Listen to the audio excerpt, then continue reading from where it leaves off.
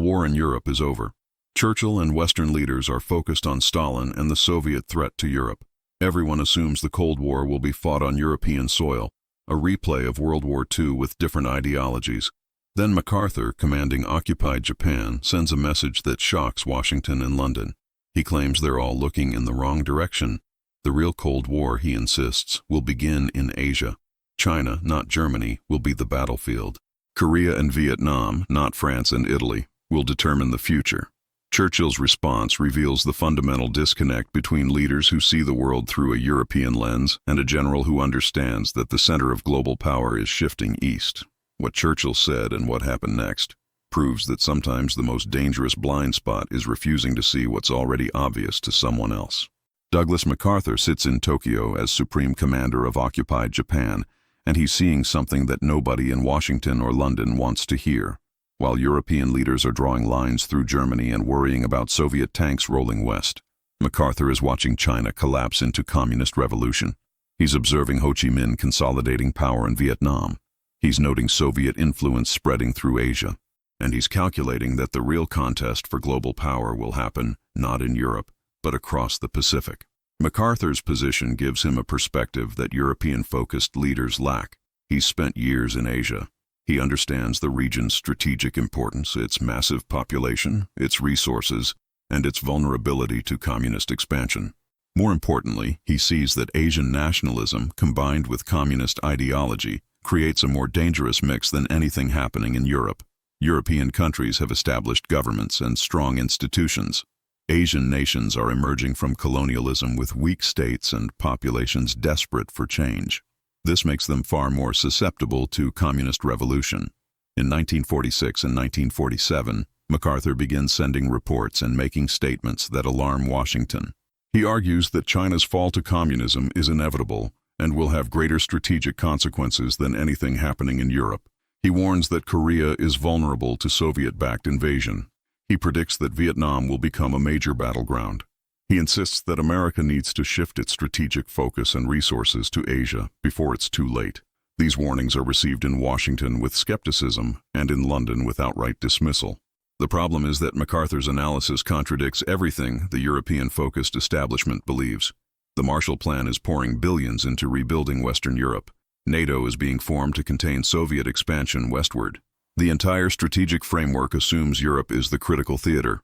MacArthur is essentially telling them that they're preparing to fight the last war while the next war is developing somewhere they're barely watching.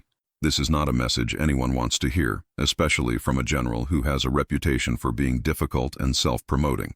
Churchill, even after leaving office as Prime Minister in 1945, remains one of the most influential voices in Western strategy.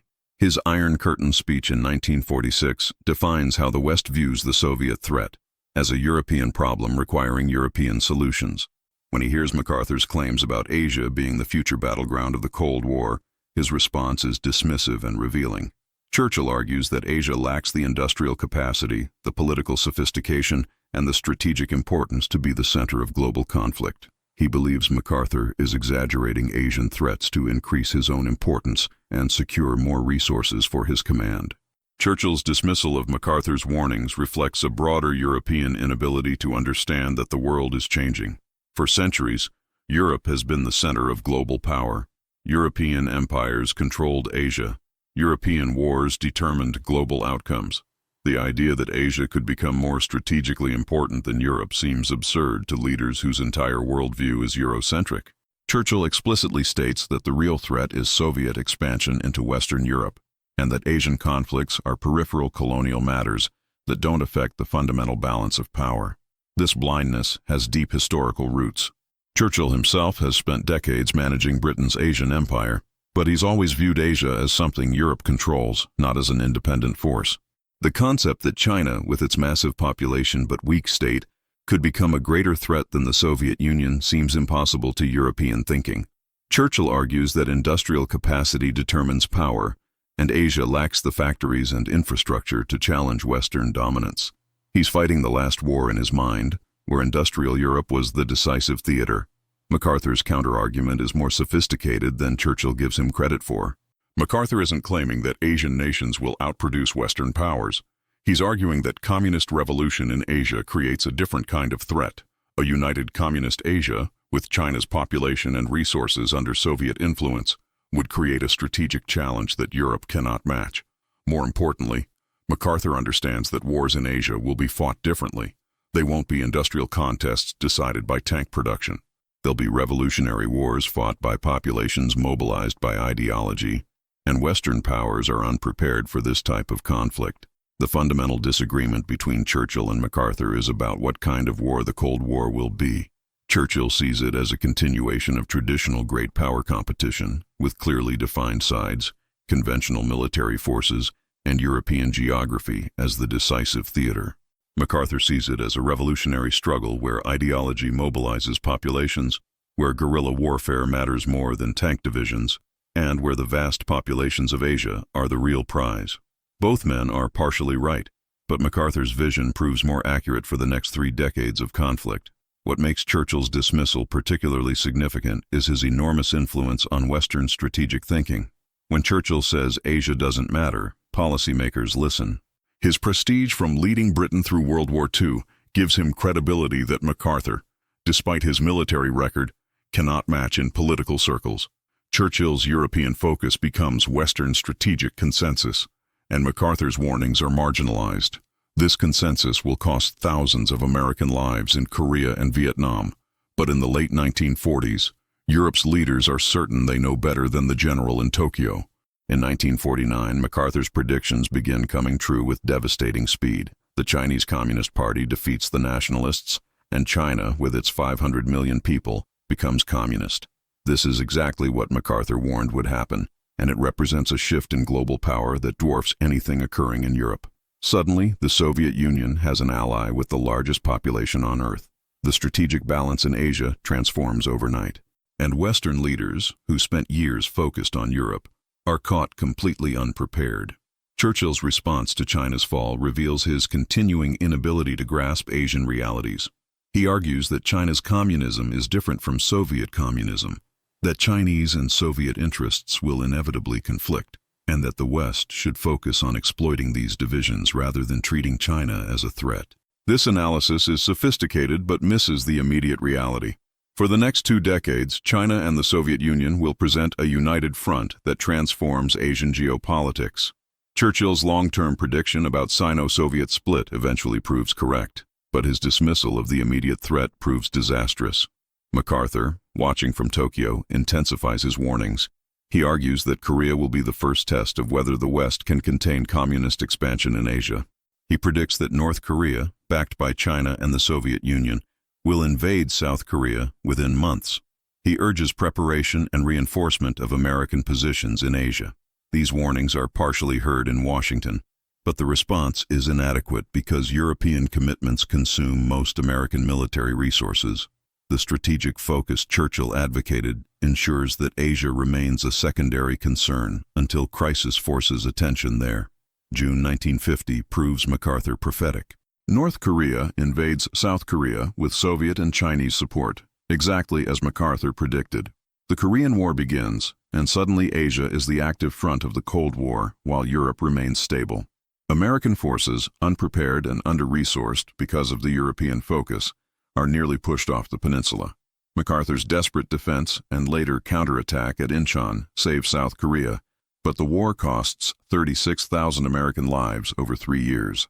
These deaths validate MacArthur's warnings about Asian threats that Churchill and others dismissed. Churchill, no longer prime minister but still influential, watches Korea unfold and begins to modify his position. He acknowledges that Asian conflicts require attention, but maintains that Europe remains the decisive theater. His compromise position is that the West must fight in Asia to prevent communist expansion, but the real stakes are still in Europe. This half-admission that MacArthur was partially right about Asia never becomes a full recognition that the general's strategic vision was more accurate than Churchill's. The European establishment cannot fully accept that their worldview was wrong. The ultimate vindication of MacArthur's prophecy comes in Vietnam, though by then MacArthur himself has died. In the 1950s, while Korea is still active, MacArthur warns that Vietnam represents an even greater danger. French colonial forces are losing to communist revolutionaries led by Ho Chi Minh. MacArthur argues that if Vietnam falls, all of Southeast Asia becomes vulnerable. He warns that fighting a revolutionary war in Asian jungles will require completely different strategies than defending Europe against conventional Soviet forces. These warnings are ignored because European leaders, including Churchill, cannot imagine that Vietnam matters to global strategy. Churchill's view on Vietnam is that it's a French colonial problem, not a Cold War battleground. He advises that France should either win quickly or withdraw, but that Britain and America should not get deeply involved in Southeast Asian colonial conflicts. This advice seems prudent at the time, but it fails to recognize that Vietnam is not primarily a colonial war. It's a revolutionary war that tests whether communist movements can defeat Western-backed governments throughout Asia. MacArthur understands this distinction. Churchill does not. When America does intervene in Vietnam after MacArthur's death, every mistake validates what he predicted. American forces, trained and equipped for conventional war in Europe, struggle against guerrilla tactics. The massive firepower advantage that would matter in European warfare proves less decisive in Asian revolutionary conflict. The industrial superiority Churchill emphasized as decisive becomes almost irrelevant, and the commitment of American resources and lives in Asia reaches levels that would have been unthinkable when Churchill was dismissing MacArthur's warnings about Asian theaters being where the Cold War would actually be fought. The human cost proves MacArthur's point more brutally than any argument could. Over 58,000 Americans die in Vietnam. Hundreds of thousands more die in Korea. Millions of Asians die in these conflicts. Meanwhile, in Europe, the front Churchill obsessed over, the Cold War remains frozen with almost no actual combat. The fighting, the dying, the testing of Western resolve all happens in Asia, exactly as MacArthur said it would. The tragedy is that this suffering might have been reduced if Western leaders had taken MacArthur's strategic analysis seriously earlier and prepared appropriately for Asian conflicts. Churchill, before his death in 1965, watches Vietnam escalate and privately acknowledges that Asian conflicts have proven more costly and intractable than European Cold War tensions. But he never publicly admits that MacArthur's strategic vision was more accurate than his own. The European establishment maintains its belief that Europe was the critical theater, even as evidence mounts that Asia was where the Cold War was actually being decided. This intellectual stubbornness, this refusal to acknowledge that someone outside the European elite saw more clearly, becomes part of Churchill's complex legacy. What Churchill said when MacArthur claimed the Cold War would begin in Asia was essentially that the general didn't understand grand strategy, that Asia was peripheral to the real contest in Europe, and that focusing on Asian threats was a distraction from the Soviet danger to Western Europe. History proves Churchill wrong on almost every count. The Cold War's hot conflicts happened in Asia. The deaths occurred in Asia. The strategic challenges that tested Western resolve came in Asia. Europe remained stable while Asia burned, exactly as MacArthur predicted. The deeper lesson is about the danger of confirmation bias in strategic thinking. Churchill and the European establishment he represented had a worldview where Europe was central to everything important. Evidence that contradicted this view, like MacArthur's warnings, was dismissed not because it was wrong, but because it didn't fit the paradigm. MacArthur, with his years of Asian experience, saw patterns that European leaders missed because they weren't looking in that direction. Neither man was completely right, but MacArthur was more right about where the Cold War would actually be fought. The institutional cost of ignoring MacArthur's warnings was enormous. American military forces were structured, trained, and equipped for conventional warfare in Europe. When they had to fight in Korea and Vietnam, they were unprepared for revolutionary warfare in Asian conditions. Thousands of soldiers died learning lessons that MacArthur had tried to teach policymakers years earlier. The strategic surprise of Chinese intervention in Korea, the difficulties of counterinsurgency in Vietnam, the challenges of fighting revolutionary movements, all could have been better anticipated if leaders had listened to MacArthur's analysis of Asian conflicts. The personal dimension matters too. MacArthur's relationship with political leadership was always difficult, because he was certain he understood strategy better than civilians did. His conflict with Truman in Korea led to his firing. His warnings about Asia were dismissed partly because of legitimate disagreements, but also partly because he was difficult and self-promoting. Churchill's dismissal of MacArthur mixed strategic analysis with personal dislike of MacArthur's ego. The tragedy is that MacArthur's personality flaws made it easier to ignore his strategic insights, and those insights proved correct. What makes this history relevant today is that the pattern continues.